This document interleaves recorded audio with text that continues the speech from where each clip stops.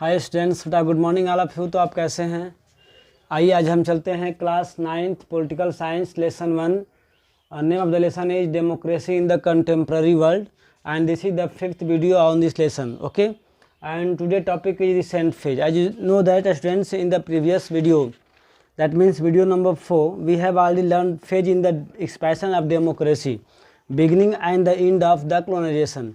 Students, अगर आप इसके पहले की वीडियो नहीं देखे हैं तो यूट्यूब पे जाकर उसको देख लें पहले, इसके बाद की जो वीडियो है समझ में आएगी, क्योंकि इससे पहले मैं 4 वीडियो इस लेसन पे कर चुका हूँ वन बाय वन, तो आप उसको देख लें पहले। आज का जो टॉपिक है रिसेंट फेज, चूँकि इस टॉपिक में ये लंबा टॉपिक है, इसमें इसको 2 वीडियो में मैं किया हूँ। Phase in the expansion of democracy, यानी कि डेमोक्रेसी किस तरह से पूरे वर्ल्ड में फैला, पूरे वर्ल्ड में किस तरह से डेमोक्रेसी आई, इसको हम देख रहे हैं इस टॉपिक में। पिछले वीडियो में से ही तो हमने देखा था द बिगनिंग, स्टार्टिंग में किस तरह से डेमोक्रेसी वर्ल्ड में पहली बार आई, और इसके बाद किस तरह से जो औपनिवेशिक यानी कॉलोनाइजेशन का अंत हुआ। ठीक है, इस 2 टॉपिक के माध्यम से हमने देखा डेमोक्रेसी किस तरह से आई और जो कॉलोनाइजेशन है वो कैसे समाप्त हुआ। लेकिन आज का जो टॉपिक है आपका रिसेंट फेज की तत्कालीन जो विश्व में क्या हो रहा है, डेमोक्रेसी किस तरह से उथल पुथल हो रही है, कभी आ रही है, कभी वहाँ से डिस्टर्ब हो जा रही है, कभी हैक की जा रही है मिलिट्री द्वारा, कभी किसी माध्यम के द्वारा डेमोक्रेसी को डिस्टर्ब करने का प्रयास किया जा रहा है। इसी को हम यहाँ इस वीडियो में देखने वाले हैं रिसेंट फेज में। तो अगर आपके पास पॉलिटिकल साइंस की बुक अवेलेबल है तो आप पेज नंबर 12 को ओपन कर लीजिए, ताकि आपको लाइन बाय लाइन की बातें बिल्कुल स्पष्ट समझ में आ जाए इजीली। ओके, इसलिए आप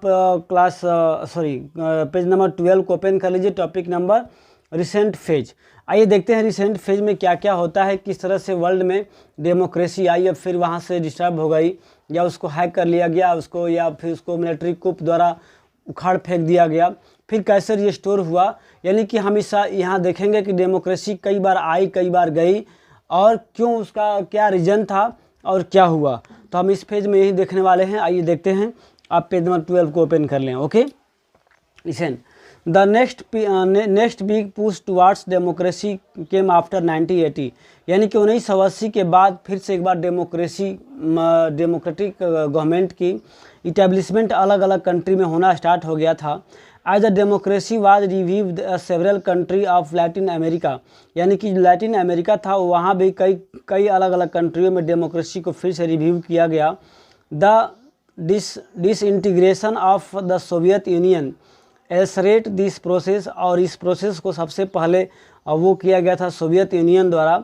from the story of Poland we know that the then Soviet Union controlled many of its neighboring communist country in the Eastern Europe, यानी कि हमने पिछले वीडियो में देखा था पोलैंड वाले स्टोरी में कि ऐसे बहुत सारे आपको यूरोपियन कंट्री का जो पार्ट्स था, ईस्टर्न पार्ट्स था, वो आपको सोवियत यूनियन द्वारा कंट्रोल किया जाता था।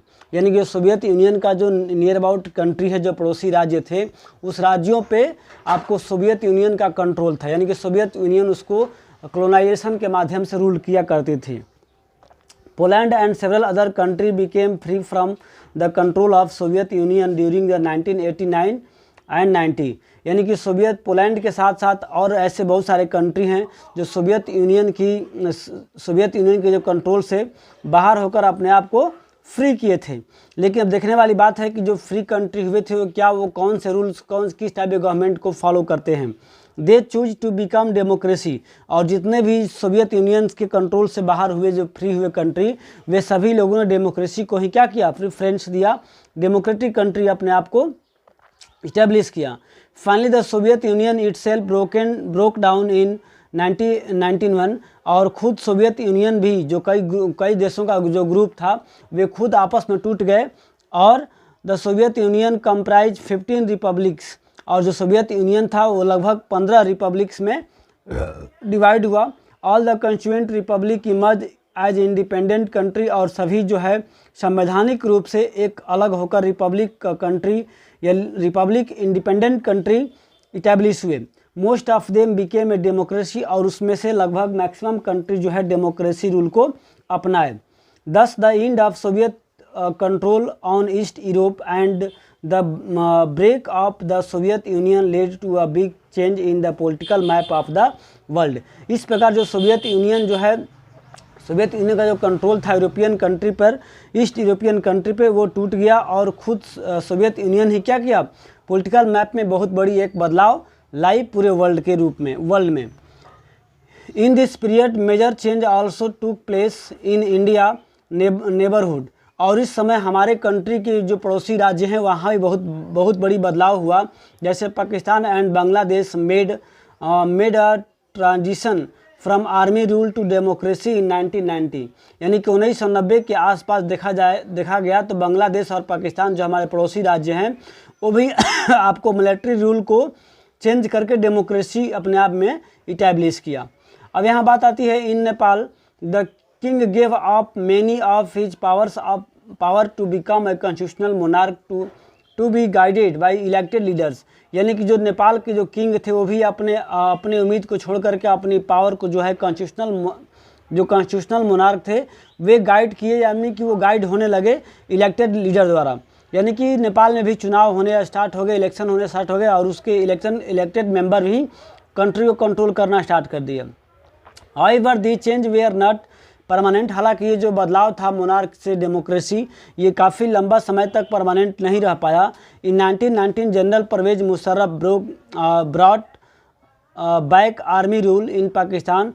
हालांकि परवेज मुशर्रफ जो पाकिस्तान के आपको प्रधानमंत्री थे, उन्होंने फिर से वहाँ पर 2019 में आपको डेमोक्रेसी को ब्रेक कर दिया। और फिर in 2005 the new king of Nepal dismiss the elected government and took back political freedom that people had won in the previous decades. और फिर वहाँ पर आपको नेपाल की बात हो रही है कि 2005 में जो पहले आपको 1900 के दशक में वहाँ पर मिलिट्री रूल को हटा करके या फिर किंग रूल्स को हटा करके वहाँ पर इलेक्टेड बॉडी कंट्रोल करते थे। फिर 2005 में उस एक नया किंग आया जिसको इलेक्टेड गवर्नमेंट को हटा करके फिर से क्या किया, वो अपना जो है राज चलाना शुरू किया। But in 2008 Pakistan became democratic again. हालांकि 2008 में फिर से पाकिस्तान जो डेमोक्रेटिक कंट्री के रूप में इटैब्लिश किया। And Nepal emerged as a democratic republic after the abolishing the monarchy. और फिर 2008 में जो है उसी के आसपास आपको नेपाल में भी जो मोनार्किकल सिस्टम था उसको हटा करके फिर डेमोक्रेसी वहाँ पर इटैब्लिश किया गया। यानी कि यहाँ देखने का मतलब ये है, बताने का मतलब ये है कि कई बार अलग अलग कंट्री में डेमोक्रेसी आई है, डेमोक्रेसी इटैब्लिश हुई है और फिर उसको हटा दिया गया है मिलिट्री द्वारा या फिर किंग द्वारा, फिर दोबारा इटैब्लिश हुआ डेमोक्रेसी। यानी कि डेमोक्रेसी आई गई, इटैब्लिश हुई, ओवरथ्रोन हुआ, ये कई बार जो है घटनाएँ विश्व में देखने को मिलता है। यानी कि ऐसा नहीं कि डेमोक्रेसी एक बार इटैब्लिश हुई और वो परमानेंट रह ही गई, कई बार डेमोक्रेसी आई और डेमोक्रेसी वहाँ से चली गई। Yet the overall trend in this period points to more and more countries turning to democracy. हालांकि पूरे ओवरऑल की बात की जाए तो देखा गया इस दशक में कई सारे कंट्री जो हैं डेमोक्रेटिक होना चाहें और डेमोक्रेटिक रूप में वो चेंज हुए, इटैब्लिश किया अपने आप को। दिस फेज स्टिल कंट्रीज, और ये वो समय था रिसेंट फेज में जहाँ पर कई सारे कंट्री अपने आप को डेमोक्रेसी करने के लिए बहुत सारे स्ट्रगल किए। By 2016 about 140 country they are holding multi party elections. और लगभग 2016 के आसपास 140 देश जो है अपने कंट्री में मल्टी पार्टी इलेक्शंस को इटैब्लिश किया। यानी कि हम लोग अब नेक्स्ट टॉपिक में पढ़ेंगे, जब क्लास 10th में जाएंगे तो आप पढ़ेंगे पॉलिटिकल पार्टीज। पॉलिटिकल पार्टीज में होता है multi party, single party, two parties ना, तो हम उसको वहाँ डिस्क्राइब करेंगे। That means multi party is that कि in a country more than two party allowed to contest the elections.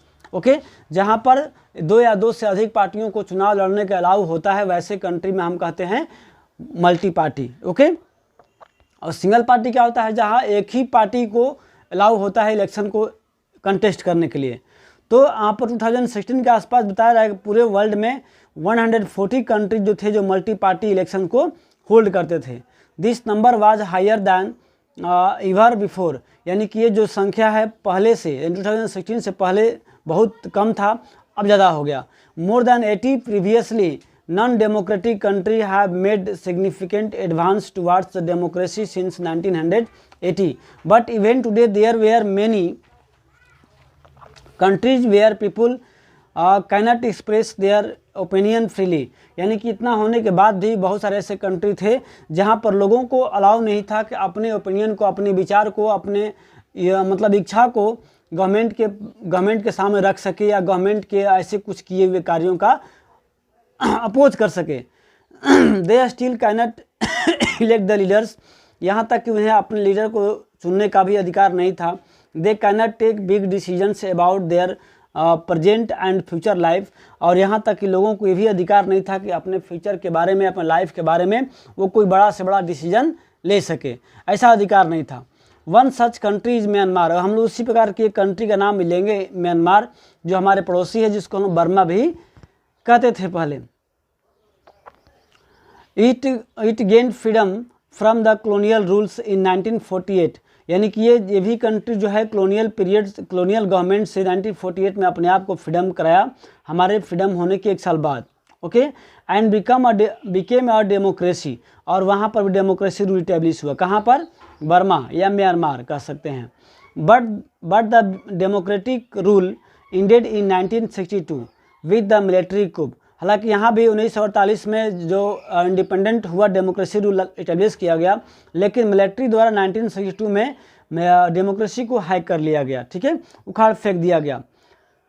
Okay, and in 1990 elections where held for the first time after almost 30 years, और लगभग 30 वर्ष के बाद फिर से वहाँ पर 1990 में इलेक्शंस हुआ डेमोक्रेटिकली। ओके, और the national league for democracy NLD, याद रखिएगा, national league for democracy led by अंग सान सुकी, यानी कि एक नाम है अंग सान सुकी, won the election but the military leaders. तो यहाँ पर देखा गया कि आंग सान सुकी जो था वो उसके नेतृत्व में इलेक्शन हुआ, वोन द इलेक्शन, हालांकि इलेक्शन वोन भी किए, but the military leaders of Myanmar refuse to step down and did not recognise the elections result, यानी कि वहाँ पर जो मिलिट्री रूल था म्यांमार में, उन्होंने इस इलेक्शन को माना नहीं और उसके रिजल्ट को एक्सेप्ट भी नहीं किया।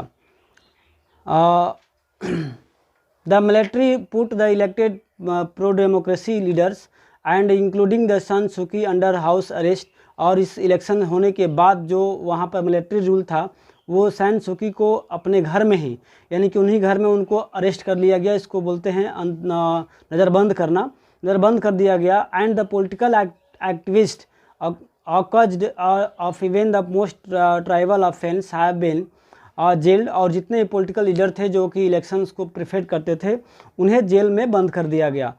Anyone catch publicly raising view और issue statement critical of the regime can be sentenced up to 20 years in prison, और जितने भी इस प्रकार के लीडर थे जो इलेक्शन को कंट्रोल करते थे या प्रेफर करते थे, उन्हें नेक्स्ट 20 ईयर्स के लिए जेल में डाल दिया गया। Due to the coercive policies of the military ruled government in Myanmar, about 6 to 10 lakhs people in that country were been uprooted from their homes and have taken shelter elsewhere। और यहाँ पर military rule इतना क्रूर था, कठोर था कि वहाँ के लगभग 6 से लेकर 10 लाख लोग अपने घरों को छोड़ने पर मजबूर हो गए और शेल्टर में जाकर रिफ्यूजी की तरह रहने को मजबूर हुए।